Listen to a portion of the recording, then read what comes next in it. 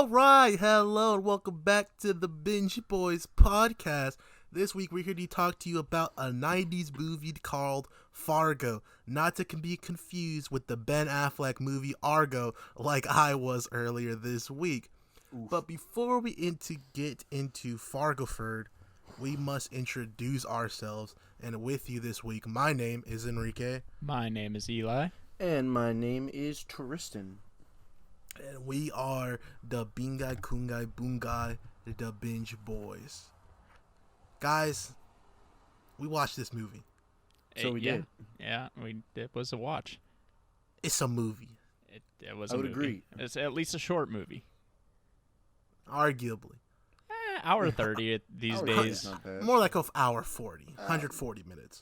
100 okay, minutes is hour 40. There was no end credits. The end credits was like 3 minutes, so yeah, you're right. Yeah, that was the weirdest. I've never seen end credits that short in my life. I mean, it's pretty easy when there was like no musical score for this movie. Yeah, you don't have to credit any audio track. Yeah, that's true. Steve Buscemi, he was in this. Yeah. The dad from Shameless. William H. Macy, baby. And a bunch of Minnesotans. My boy Peter Stormare from Prison Break. Oh, yeah, that dude. Yeah. Was he the blonde dude? Big blonde silent dude, yeah. Yep. Okay. Silent Bob. This movie was a character piece, and the character was the town of Fargo, basically. In fairness, Yeah. it was also a true story. I didn't know that. There was a thing at the beginning. Big thing at the beginning that said this. This is a true story. The names of the dead people. I don't read. Okay, damn. How do you think I almost confused the movie for a different movie? Can't read. Yeah, this felt like Pulp Fiction light. It's like the Pulp Fiction. It's the Minnesota version of the Pulp Fiction. Yeah. Because, like, you know, there's multiple storylines going on, that they converge, then the, you know, mix, yada, yada, yada, all that shit. Well, I will say this. I didn't mind anything about this movie. I just felt that at times it dragged. And there was about a scene or two that probably irritated me a lot. Yeah, no, I'm right there with you. One of them that I didn't need in there. Oh, I think it's the same one we're all going to say, which is the Asian ex-boyfriend, right? You know what? I had two of them that I didn't need in there. I needed that one too, and then the one with the dude cop and the chick cop where she keeps saying yeah, and he keeps saying yeah, and then she says yeah, and then he says yeah, and then I go no. No, anything involving the Minnesotan accent, I didn't need in this, because oh boy, was that ingratiating to my ears. I was just thinking, you know, I didn't need to see these two dudes go get themselves some relaxation. It was like 30 seconds. I didn't need it. Versus the Asian man scene, which was like astonishingly 5 minutes long. It had nothing to do with anything. And then the other scene, which was, again, another like 3-4 minutes of just, exactly. Yeah. I will say this about the plot. I was very much like entertained by the stupidity of a lot of these characters.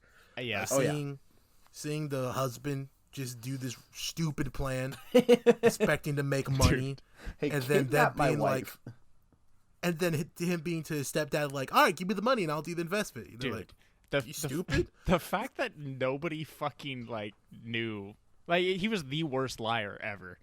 Like, I think they did though. Like, that's why I don't want him to handle anything. He's stupid. Dude, oh my god, I don't know why his characters bother me so much because it's actually true. He's so dumb, dude. It's true of every like car salesman ever. It reminded me of that other car salesman movie we watched, Rain Man. It reminded me of Rain Man. It's where how do you bums get yourself into this position to where you got to go scam people in cars? Was this like a 90s like bit? Was this like the hustle back then? It was, dude. And then the True Coat. If I have to hear one more thing about True Coat, I'm gonna True Coat his ass. Yeah, bro. But the True Coat is necessary.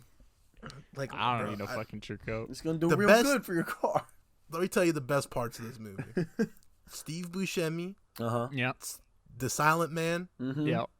Shep. Shep was awesome. Shep is a triple OG. When Shep ran up on Steve Buscemi with his whole schmeat out with the belt and started whipping his ass, that was sweet. Some dude walks down the hall. He's like, "Is everything going okay in here?" Just throws him into the wall. I was like, "Yo, I will kill you!" Oh my god. Dude, Shep was on. Yeah, I don't even know what he was You on. got the feds pressing me. Boom. That was sweet. That dude Shep ruled, bro." Shout out Steve Buscemi though. He really hard carried. No, he did, and then he got wood chipped for it. Nope. Yeah, he did. Hey, but he got wood chipped by the other best character. The fact that Steve got when he shot the stepdad or the father-in-law, Oh yeah, and then walked up on him knowing he has a gun in his hand and not killing him and got shot in the face, I was like, Steve, you're so dumb. get it together, shoot this man and take the money. He shot him straight in the chest. I thought the dad had a vest? bulletproof vest on. Yeah, because he didn't react at all. I'm like, all right, cool. I was like, that dude's gonna pull out the gun, kill Steve. And then he got shot 3 more times. I was like, oh, okay. Not J. Jonah Jameson. Definitely, he was ready to go. He had the blicky on him. Yeah. He thought he was about that life. He could have just handed the money and been done. But no, he really thought he was about that life. Dude, Big dummy. All that, and by that point, already dead. She was already dead. Dude. That was the best bit. What happened, silent guy? I killed her. She tried to scream. I was like, oh my god. You and Shep can get shit done. Like fucking. That's Scotty and Mike right there. That's Kobe and Shaq. Fucking get Dennis Rodman, fucking Lenny from Mice and Men. Yo, Steve was more like Smush Parker and Kobe. Oh my god. It's Kwame Brown. Steve was struggling the whole time. He couldn't get nothing done. Steve thought he was the Bad Boys Pistons. No, sir. He was hot on the phone. He said, "Bring the fucking money." I forgot his name. I would call him Jerry. Bring me the money, Jerry. Was Jerry. It was Jerry. It was sweet. Yeah. Give me the fucking money. That's blood, Jerry. Like, oh man, dude, that was awesome. And it just there were some good moments in this, but I just feel like it was so long. Yeah. For no reason. Yeah. And the sheriff plotline was not fun at all. No. Like, she really drug it down unless she was with one of the other main characters. Like when she was with Jerry and she was pressing Jerry, and Jerry's like, "Well, damn, I didn't do anything." Like, that was pretty good. Again, the worst fucking liar I've ever seen. Hey, can you do an inventory? Yeah, I can do it right now. See ya. I'll fax it over. No, don't fucking fax it over. No, I'll fax it over. Why did he just hang up? Like, I don't know, dude. Hey, at least now you guys understand that part at the end where they found him and he's just like screaming in the hotel room in a towel. He was trying to jump out the window. Yeah. Motherfucker he was on his Dog the Bounty Hunter type beat, like trying to escape through any means necessary. He really kept the same car. Like, what a genius. And it's like, hey, hey, Jerry, is that your car outside? No. Did you get any cars stolen? No. No. What's that one? Away. Yeah, facts. Yeah. Jeez, man. What a fucking just stupid group of people. Yeah. From top to bottom, they all suck except for the sheriff. Yo, the other cop, he's like, well, the plate said DLR. He's like, I got everybody looking for a DLR plate. And she's like, think that could mean dealer, pal? And he was like, oh. See, I didn't even catch that, if I'm being real with you. I can't. I don't remember, but hey, that's cool. No, that was a scene because they found the dead cop. I know that you don't got to explain the bit. I watched the movie. Well, you know what? Fine. If someone's here, they probably watch it or hate themselves. Yeah, I assume they saw the bit. Oh, man. I don't know. This movie was interesting, though. I don't know why the fuck you picked it, but... Well, yeah, Yeah. I'd always heard about it, and I was kind of From interested. who? From who? Yeah, what? Just, I around googled the this. I horror. couldn't find it. Dude, I found the show before I found the movie. Same. Oh, I didn't even know there was a show. Dude, that show looks stacked, by the way. I was looking at the actors in that. That's crazy. Okay. I'm gonna have to check that out. But I'd heard about it. I'd heard about the story, and I was like, well, I think this would be interesting to watch.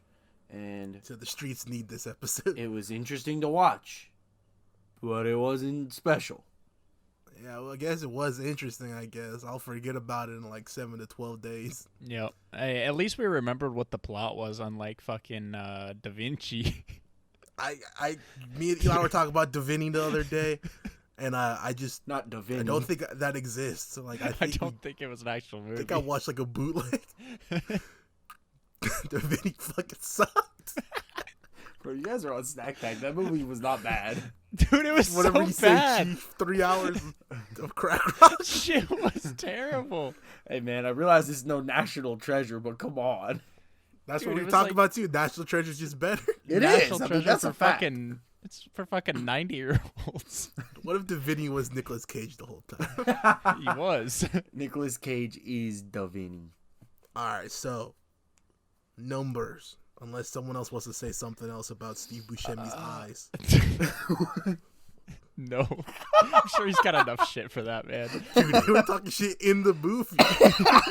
Yeah, he look weird. He looked funny. How so? How so? Oh, he's funny. He look weird. Shit. He goofy looking. Question, comments, concerns. No. I'm going to give it Not a at 6. Yeah, that's pretty much how I was feeling. I might give it a 5.5 for a fuck you, Tristan. All I was right. pretty down on this until we started talking about it, so I'll give it a 6. I again wasn't special. Didn't have any issues with it. Steve Buscemi was great. I thought William H. Macy did a good job playing someone as stupid as that. And then Silent Dan was a killer, literally and figuratively.